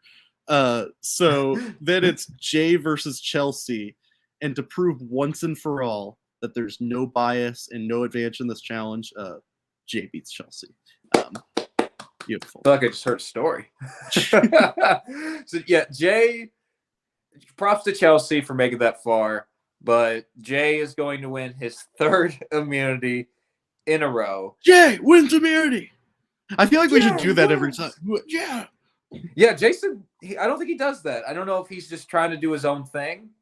I actually think I like when, and he did this in a few of the pre-merge challenges as well. I like how like Jason's approach to everything is very casual, and like, and I mean that as a compliment. Like it's just he just has a very like calm way of speaking. Look at you and won like immunity. Awesome. Yeah, well, he's like he has a calm way of speaking, and he obviously gets along with all the players and production. He's like, wow, on the board. He said that at one point, like, or he said that a few times, and I just love it. Like it's just wow, on the board. And I just really like it's like TJ Lavin on sedatives. It's like, yeah, good job. Look at you. It's like if this was Jeff, you know, like I remember when Ozzy or like Jay would go, or Ozzy or like Joe would go on their immunity runs. Like Jeff was practically like about to break his neck. Like when he would do, he's like, Joe wins individual. Joe immunity. wins it. Yeah. He's like, individual immunity. It's like, all right, calm down. And you got Jay on his 3rd one, and he's like, on the board. Good job, Jay. And I'm like, I kind of prefer that. Like if you're gonna break your neck, Jeff, like we don't need that. So I'm not keeping like a ranking or anything here, but this is clearly the best of the immunity challenges so far, right? Of the individual immunities? Yes. Yeah, I would say this one was, not that the others weren't fun, but this one was concise. It was entertaining. It's just classic. You know, there's just something about a classic 1v1 matchup, nowhere to hide, that's always appealing. I really enjoyed this challenge. I mean, how can you not love a challenge where Jay and Billy break the laws of physics? That alone pushes this to the top. Yeah. So we're gonna Nathan, we're gonna take a different approach as the past episodes. We're gonna go straight in. Well, the edit is going to show us that of them going straight into tribal. Obviously, I'm sure they went back to camp and had conversations, but we're not going to see that. We're going to go straight to tribal. Are you certain about that? Because the sense I got is they say, hey, just hang out near the tribal area and you can strategize beforehand. Well, okay. Well, I mean more from an ending standpoint. I got you. Yeah, like we don't see any conversations happen or them go back to camp. So from an episode standpoint, we see Jay with immunity and then we go straight to tribal. So like you said, I might have missed it. There may have been a comment where it was like, okay, you guys hang out here. We'll call you into tribal in a sec. That absolutely could have happened. I'm not saying that didn't happen, but I'm just saying from an editing standpoint, it's very interesting. We don't see any strategic conversations pre-tribal. I kind of like this. I think it was more so in the previous round where they just had conversations around tribal, but it was before tribal, if that makes sense. Yeah. They did that on Australian Survivor one year where an immunity challenge went on for a long time. So they just had the pre-tribal strategizing near like the tribal council set. And I'm all for it. I get it's like a production necessity more than a show necessity, but it's kind of ominous to have like the flames in the backdrop. Yeah. So I'm for it. And this also had the flames in the backdrop, because I remember when they did it on Australian Survivor, they were the flames in the backdrop of them strategizing near the tribal council. So you're probably, I think it was, probably a production thing. It's very late at night. Like, there's no need for y'all to go back to camp. Like, we're going to have tribal very soon. And also, you and I'm not saying this was their thought process either. It's just, you and I know from doing Real Foot, like, when you get to less people, the amount of time the amount of time players want or even need back at camp gets less and less as the game goes on when there's less people. Because at that point, you're more so just... Well, I was just going to say, at that point, you're more so just waiting for who wins immunity. At that point, a lot of people already know what they're going to do. And also, by that point, there's less foreplay in the voting. There's like in the early rounds, it's like, oh, man, it sucks that we lost the challenge. I'm going to go get some water. I'm not ready to talk strategy yet. Let's make rice. What? Let's make rice. Yeah. Whereas now everyone knows the drill and they're talking immediately. Yeah. And that's an advantage. Like, there's no reason to go back to camp. Nothing I guarantee you, if they went back to camp this round, nothing would change at all. No. Just let them have their conversations near tribal and not have production out till 5 a.m. Yeah, it's pitch dark. Somebody could trip. And like you said, is anything gained from letting them go back to camp and talk? No. Like, you obviously have to let them talk, but let them talk near tribal. Is that really going to make any difference? No. So, sorry, go ahead. If anything, it improves the game because it gives them more time to talk. Because they would walk back to camp. They would be like, oh, I left my canteen at the challenge set. They'd have to like walk back. They'd have to like go back to camp. They'd be so like, hey, I lost my socks. Let me go find those. And then it'd be like 20 minutes later. They'd be like, crap, we need to walk back to tribal council. So if anything, gave them more time. To 6 when Bobby would lose his water bottle like all the dang time. That's what I was thinking of. Well, there's always one person, you know? Yeah, and I was just happy it wasn't me. Because normally in my regular life, I'm misplacing things all the time. So I'm just happy that was never me. So we're going to get to tribal, Nathan. And first things first, Brett is just going to come out. Jason, is that an idol on that torch snuffer? He's going to pull the Adam Klein. This was filmed after Winners Award. He came out. Is that an idol on your torch, or are you just happy to see me? I like how I knew you were going with that. That was a good one. I didn't even think that when I was watching, but I'm glad you said that. No, so yeah, I mean, and I'm sure he was also partially joking, but I mean, like, look, no, and I'm not even trying to like elaborate on something that doesn't deserve elaboration, but I mean, if you're Brett, why not? Yeah. Just genuinely, why not? They need 3 idols at any given time. Which, at this point, I'm so confused. Who has idols? Like, just Chelsea, I think. And yeah, how is she not playing one this round? Chad have advantages, but just Chelsea. What'd you say? How is she not playing it on herself this round? Because she thinks that Billy's going home. But But okay, we'll get to that. Man, she must have like nerves of steel. I'd be so like finicky with these idols. She's like, it's final 8. I'm part of like a dynamic pair. She's like I'm Lauren okay. O'Connell or like Xander. Just even when any other person would play it, they won't. Yeah. So Brett is gonna ask, is that idol part of the travel set? Which, I mean, if it's been done on the real show, maybe it'll be done in a live game. Jason is unfortunately gonna shut down that rumor and say this is not an idol. This torch never stays with me. And then, was there anything else in particular from these tribal conversations that stood out to you? Because that was the main thing. There was one analogy that was used that I was very confused by. So Jason goes to Jay like, Jay, how does it feel winning the last 3 immunities? Are you worried that might make you a threat? And Jay said, it was never my plan to Boston Rob this and just immunity my way to the end. What is he talking about? We're gonna sound like such nerds because I thought the same thing. I'm like, that's not what happened. Like, is he talking about 40? Is that what he's referencing? No, I don't know what he's talking about. I think he's talking about Redemption Island. But that was like never his plan. I know. So I don't know what he's talking about. I think he's just a Boston Rob fan. And again, we're nerds for being like, that's not what happened. I think he's just a fan of Boston Rob. And he correctly remembered Boston Rob. I think he was just referencing the fact that Boston Rob won a lot of immunities, which is not inaccurate. That actually made me think, though, has there ever been anyone who that was their plan, was to just win the immunities? Like, I get that the Troyzans and Terry Dietz of the world, like, that was their plan by a certain point, but that was after their alliance had been dismantled. I can't think of anyone who's just like, screw alliances, I don't want to work with anyone. I'm just going to win every challenge. Ozzy and Cook Islands? Yeah, I know he had like an alliance at least. Well, he had an alliance, but wasn't his whole thing like, I'm playing an honorable game, I'm playing a straight up game type of thing. Well, and what's crazy is that actually almost worked. Yeah, he was 1 vote away. I mean, Yul was talking about Ozzy's a jury threat for that very reason. I feel like there are people in Survivor history who would have tried to do that, but they're so bad at the game that they don't make it that far.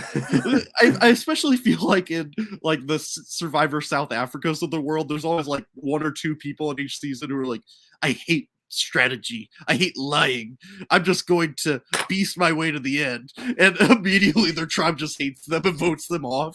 I feel like it's funny because Australian Survivor and Survivor South Africa have come out so many years past like when Survivor US started, and yet we still get those people playing. I don't know what show these people think they're going on, because it doesn't even make any sense. It's not like Survivor is like a triathlon here where it's like, oh, a test of strength. It's very clearly about like a strategic element. Yeah. No, but Nathan, I'm going to show you can play this game with honor and integrity. That's always the mindset. It's like, I'm going to show you can play this game not that way. And I'm like, okay, you can, but are you going to win? But should you? Should you? Is anybody asking for this? And also, at least like with people who come on for like the adventure or like the survival element, like that's kind of like the survival element's kind of silly too, but at least you could kind of like, oh, the show's named Survivor and like that's a big element of the show, but like the physical element on Survivor is a joke. I mean, if you want to like objectively show your strengths, I mean, sign up for a sport of some kind. Don't like, oh, I'm really gonna show my mastery of the bocce balls and the battleships of the world with my survivor skill.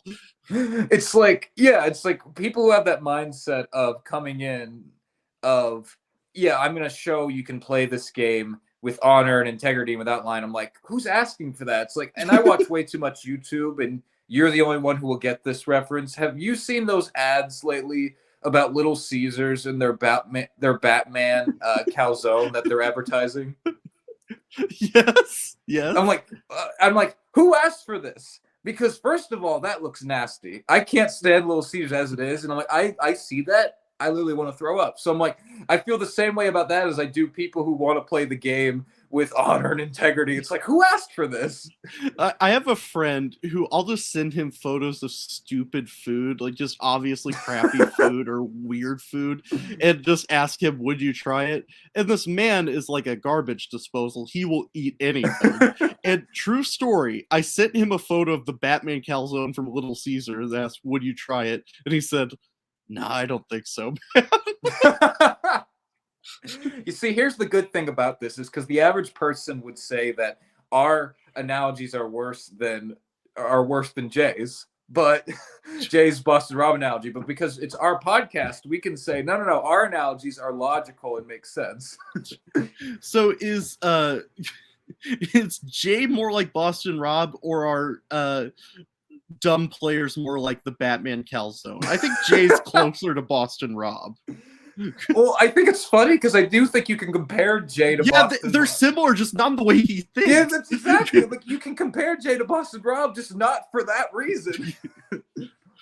On that note, is there anything else? It's like saying that. Okay, what's a good example? It's like saying, "Oh yeah, I'm similar like Suri because we're both challenge beasts." I'm like, what? Yeah. It's like you're saying you're similar to someone for the wrong reason. No, you're right. On that note, the other thing that I wanted to point out from the tribal was, and again, Jason wasn't necessarily calling him out, but I like when hosts bring up what a person said at the previous tribal, not to like use it against them. And he kind of did that with Jay here. And what do I mean with that? So many times, especially in live games, you and I are guilty of this. Just say nonsense answers at tribal, because like that's what you're supposed to do. You're not supposed to make your allies think you're not going with the plan, so you don't want to say anything that makes them paranoid, right? So you try and give the most political non-answer possible. On production, we actually made a game out of this. Yeah. We like gave each other generic like questions, like real life questions, and then we would like pretend to answer them like we were at tribal council. Like, oh, Nathan, what'd you have for dinner tonight? Like, well, dinner's an interesting thing. Some people like steak, some people like chicken. For me, I'm just trying to figure out how it went along, and frankly, I'm thankful for the opportunity to have dinner. I think the question I got was, so Parker, you just had a challenge. Describe to me what a challenge is. Well, a challenge is, we and then I just gave my answer. But that basically we had fun with that. But the point of that game, referencing that game, is because people give nonsense answers. So we were just having fun. But what I like is when a host can bring back something somebody said at a previous tribal and bring it up again, which is what Jason did here. Jay was making a point about how, Billy's talking about, I want to play for the long game. And Jay's talking about, I just want to play to get past this vote. And Jason was like, hey, you actually said that at the last tribal. You brought up, you're playing for the 8 or the 5. And is that an inherently like intriguing moment? No. What I'm saying is I wish more hosts would do that. And Amos is good at this as well. But I think a lot of live game hosts, I think, should take a page out of that and be like, so, you're saying this now, and this is what you said at a previous trial. I'm not saying like call somebody out. I'm just saying like cross-reference, That's all I'm saying. So I appreciate that. If anything, I find that live games are, if anything, too hesitant to call people out. Yeah. Because the ultimate concern is you ruin someone's game at tribal council, which right. I don't know if that's ever actually happened from a host. But if you're going to do the foreplay like tribal council questions, at least like make it interesting, and they're doing a good job of that here. There's a temptation to just be like so stock, like Parker, is it hard with this phase of the game? Right. So I'm giving Jason props for that, because I saw, and I'm not going to spend too long on this, but I saw another live game where it was like one person's had immunity, and the reason for voting somebody else out was you won immunity the previous round, which is true. So you've shown that you have the ability to win immunity, So then the next round, that person did go home, and the guy who was saying that, who had immunity last round, didn't have immunity the next vote. I'm like, this is the perfect opportunity for the host to call back on that and be like, so you said this is why he needed to go the last round, because he had the ability to win challenges. You won a challenge previously. Would you say that this is a fair reason for people to vote you out now. But the host didn't do that. So what I'm saying is, for examples like that, like I do think hosts can call back to what someone said at a previous tribal, but it won't necessarily blow up their game. I'm with you. There's a balancing act. Obviously, you don't want to blow up anybody's game if you're a host, but I do think instances like that are not troublesome. So I want to give Jason props for that. So we're gonna get to the vote, right? Any voting confessionals stick out? Not really, to be honest. Yeah.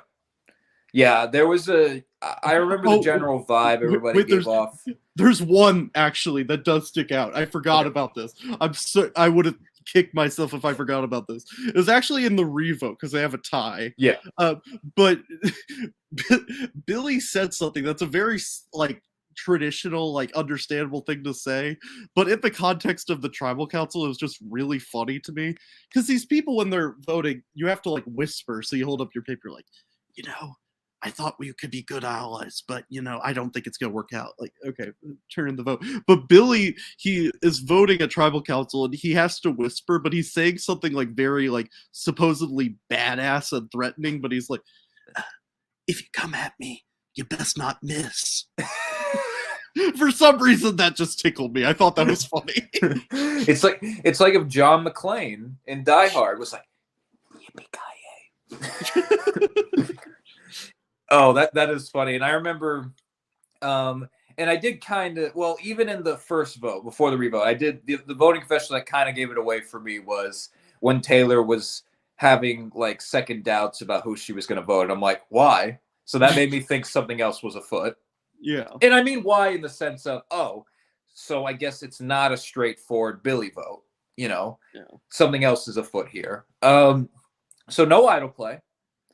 We're going to get we're gonna get 2 votes. So basically, Brett and Chelsea are gonna vote for Billy, but the other 6 contestants split their vote on Brett and Chelsea. In the event of an idle play, which did not happen, we go to a revote, and Chelsea is voted out by a 4-2 vote. Which, first of all, obviously, that they had a plan going into this. They knew what they were gonna do. But I'm like, when I saw it was 4-2, I was like, why? If one and I'm just saying this, if one person screws this up or forgets who they're supposed to vote, they have rocks. Almost. Yeah. I'm like, why? That would be hilarious if they went to rocks by accident. They don't even want to go to rocks. It's just, oh crap. If there was some, imagine Jay or somebody who just doesn't care. It's just let's go to rocks. I don't care. Well, I guess in that scenario we're talking about, so it's 3-3, and then Chelsea and Brett aren't even voting, so the rest of them, when they say you need to talk this out and come to a unanimous decision. I guess they do have to do that. Okay. I guess it is an instant rocks. You're right. So it's not the stupid scenario that we would find funny. Disappointing, I know. Right. You're right. They would give them time to talk it out, whereas I think it'd be hilarious if they didn't get any time and it was straight to rocks. If this was Game Changers, Game Changers. Yeah, if that was the strategy. And one important note. The idol was not played. Chelsea is voted out, but she does give it to Brett before she was voted off. So Brett now does have the idol. I thought they played this whole round, the other players, horrifically risky, because they should have known that hell or high water, Chelsea would never play an immunity idol. I'm totally kidding. I sympathize with Chelsea here, but I do not know how anyone had the gumption not to play an idol in this scenario. Again, maybe it's because I'm so skittish, but I would be petrified to not play the idol in this scenario. Right. Well, I think it's just you have to hope that Jay, Amy, and Taylor are still on your side. And you have to hope that maybe, and I'm not saying there's a final 4 between the pairs, but you have to hope that maybe Amy and Taylor especially feel incentivized to keep Brett and Chelsea around for as long as possible, right? And also, this didn't come up, but I mean, Billy does have an advantage. I don't think it's the worst move ever to pitch his name, No, it makes sense. It makes sense. I joke around with it, but Yeah. especially considering this is the final 8, which normally big moves don't happen then, and they just went immediately to Tribal Council. I guess it makes sense. I'm more of the mindset of I got second in the immunity challenge. I'm a huge threat in a pair. I feel like I would play it in this scenario. So obviously this was a good move for Steve, Chad, and Billy. Let's talk briefly. Is this a good move for Jay, or is Jay's only thing at this point causing chaos? Because if he doesn't win immunity, he's done. I guess theoretically he could have pulled like a Tom Westman move here with like or I guess you'd call it the JT move here, where telling Chelsea to play the idol. Yeah, you tell Chelsea to play the idol and then like kind of do some like split magic and get someone out from the other side, like Tom and JT did with That would have been crazy. Like that would have been crazy. I don't think they had the like full knowledge and time to make that plan happen. Yeah.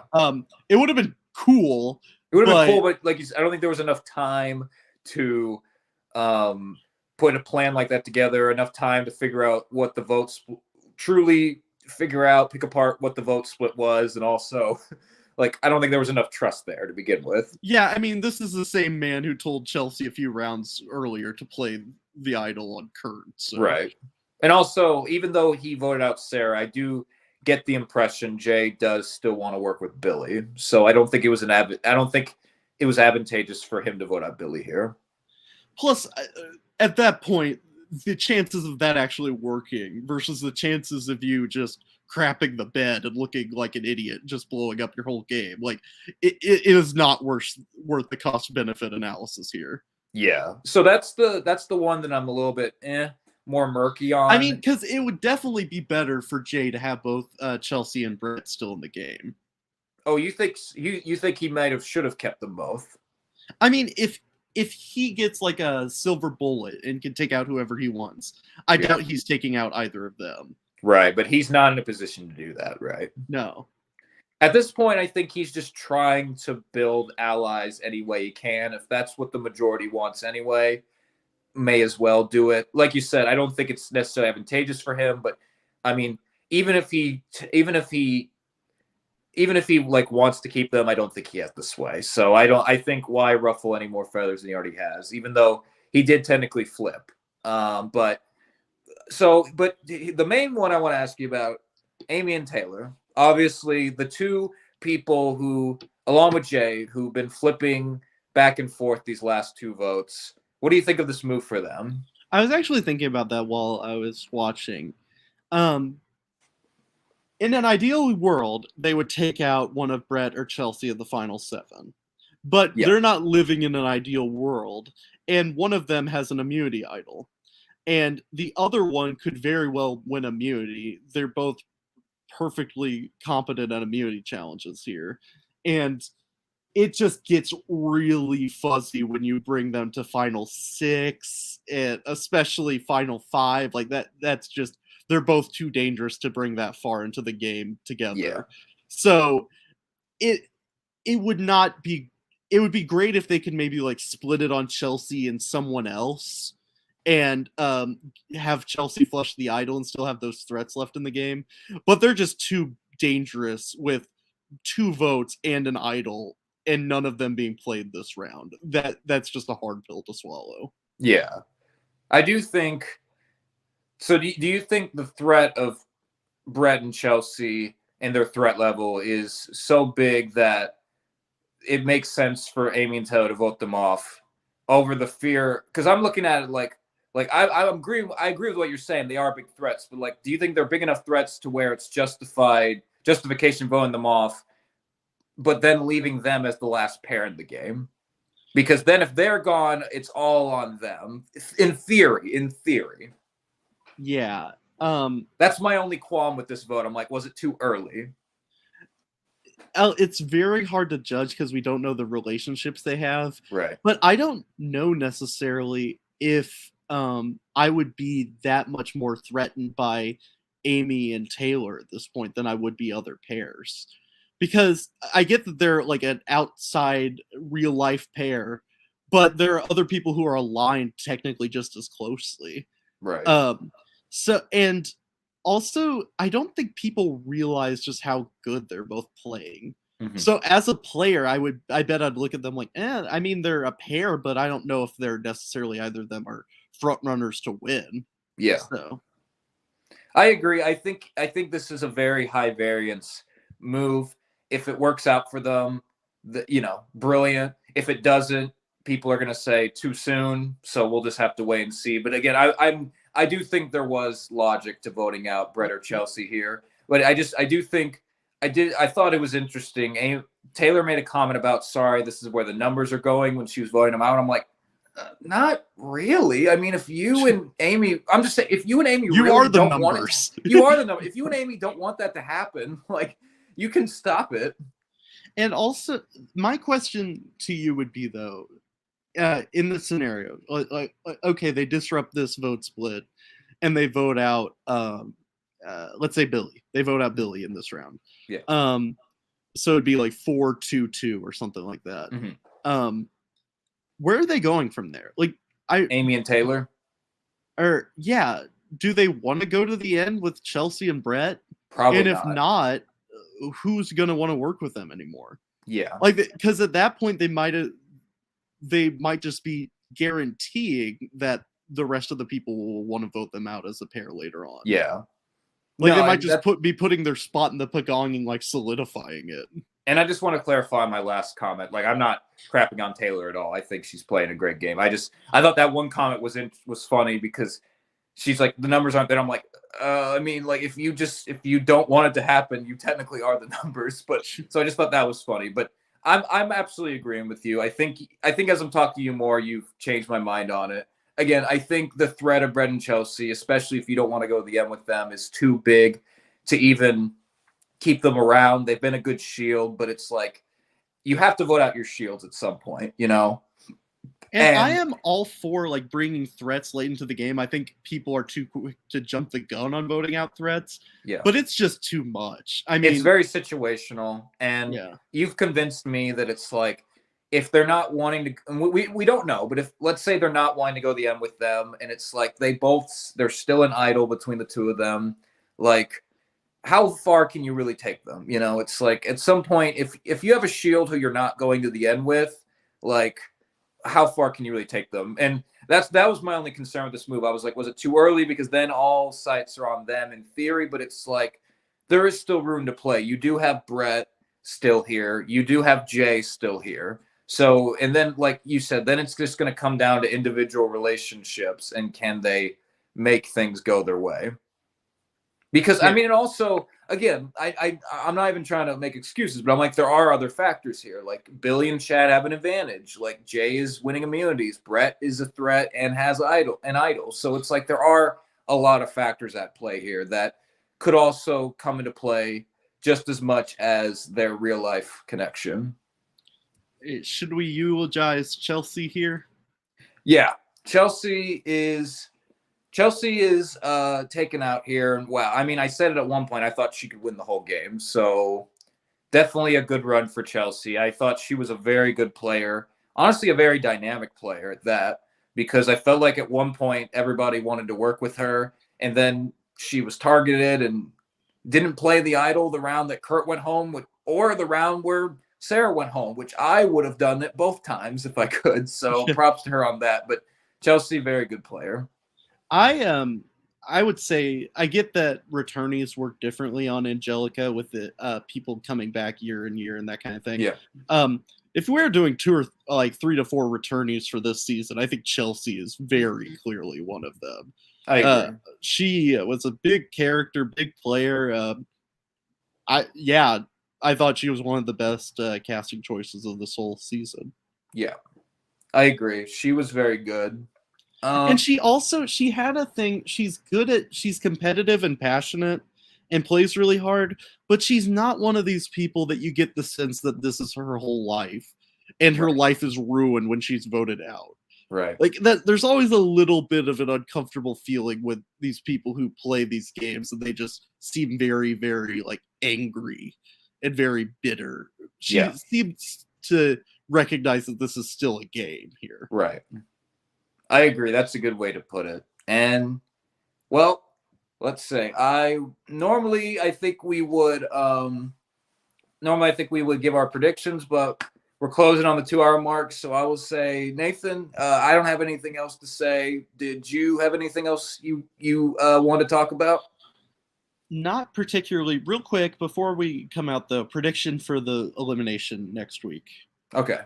Or next episode, I should say. That's a good question. You have to hope Brett will play his idol if he has to. I'm saying, I mean, if by miracle it's not him and he doesn't need to, good. But I'm saying otherwise, you'd hope he would play it. Can I only give one name? Give two. Okay. Well, here's Jay. Surely, if he doesn't win, right? Yeah. Surely. Yeah. That would be a shame. I mean, that would be a murderer's row, like, of Kurt, Sarah, Chelsea, then Jay. But and then probably Brett, like, all the, like, really, really, like... It would make sense, though. Yeah. Okay, I'll say Jay, and then also... Okay, who's left?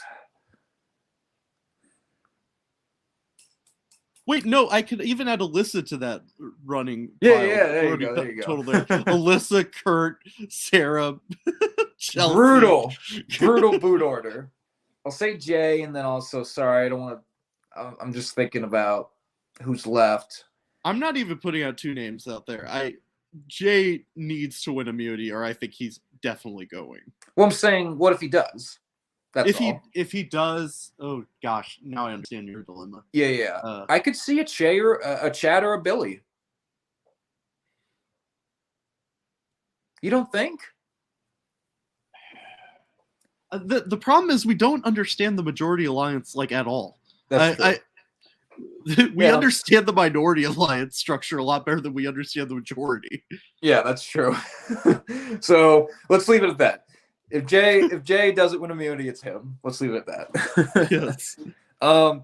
Real quick, I'm not sure if they still are, but Survivor Angelica, if they are still casting, you can head to their website, survivorangelica.com, and you'll see if they're still casting or not. Nathan and I have not played this game, but we've been covering it for the last few months, and we know from talking to Jason personally, this is a really good game. So if anybody's interested, I'd recommend checking that out. And let's see. As far as I know, Nathan, I don't think any other episodes have come out yet. So as of now, we're caught up. So we'll, as far as when this next podcast will be, we'll just wait for the episode to come out, and we'll go from there. But any people out there who like have any hesitations about playing Angelica, I highly encourage you to sign up, play, and if you're on the same tribe with Kurt, work with him and let him win. Yes, please fall on your. We'll send Kurt's army his way here.